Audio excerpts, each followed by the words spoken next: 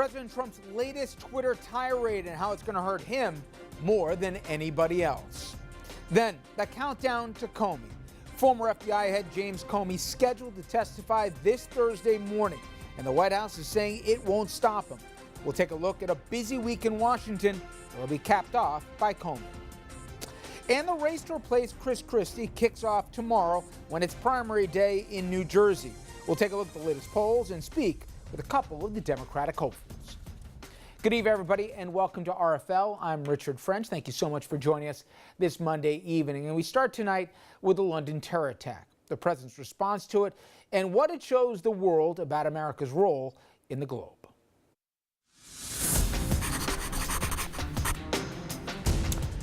I'm going to try to begin tonight by doing the impossible, I guess, and that is namely taking politics out of the presidency. What is it exactly that we, the people, expect here from the leader of the free world? Now, I'm going to give you first a literal answer. The Constitution assigns the president two chief executive roles. That's one, the chief executive of the federal government and commander-in-chief of the armed forces. Beyond that, however, I think we'd all agree he, in this case, is the face of the United States to the world. He sets the tone to our allies, our enemies, to the financial markets, and most importantly, the American citizenry.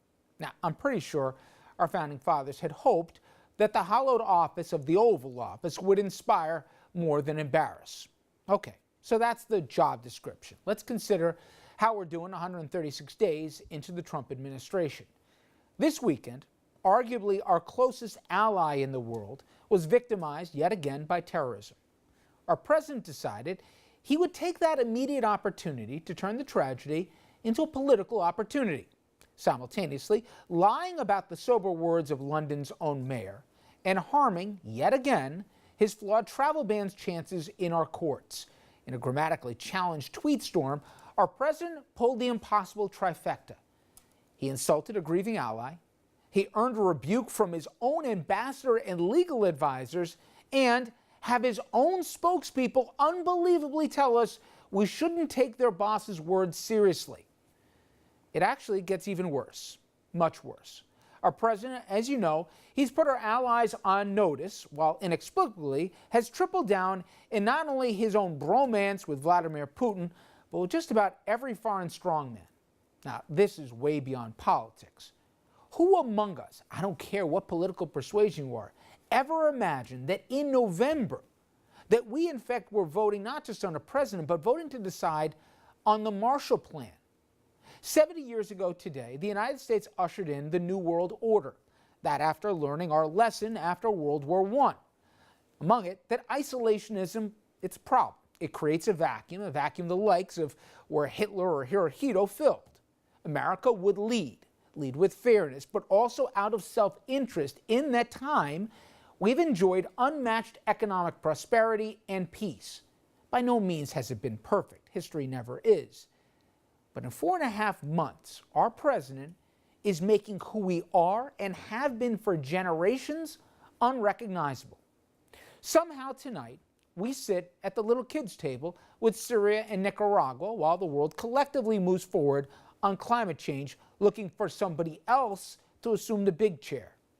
Back home, it's even uglier. He questions our rule of law, our courts, and his own Justice Department. He makes up numbers and facts every single day, and when nonpartisan groups point out that those numbers are wildly inaccurate and they don't add up on things as silly as crowd sizes and more seriously like election results, budgets, and health care, what do we get? We get new phrases like alternative facts. This week, we will likely hear from our fired FBI director that Trump wanted him to look the other way when it came to investigating his cronies in the Russia probe and also demanding a loyalty pledge.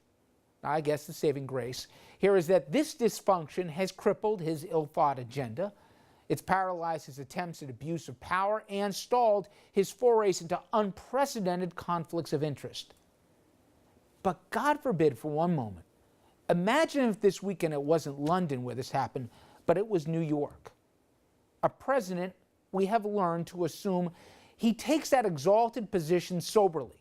He weighs his words or her words carefully and hopefully in those trying moments unites us rather than divides. At moments of crisis, who among us really believes tonight that in Pennsylvania Avenue, a person resides in the Oval Office of that character? Well, with all those issues, we will get into what will be a very busy week ahead in Washington. Coming up next, we're going to pay particular attention to the president's tweets. The world reads it, so why are his own people saying we shouldn't pay any attention to what their boss has to say?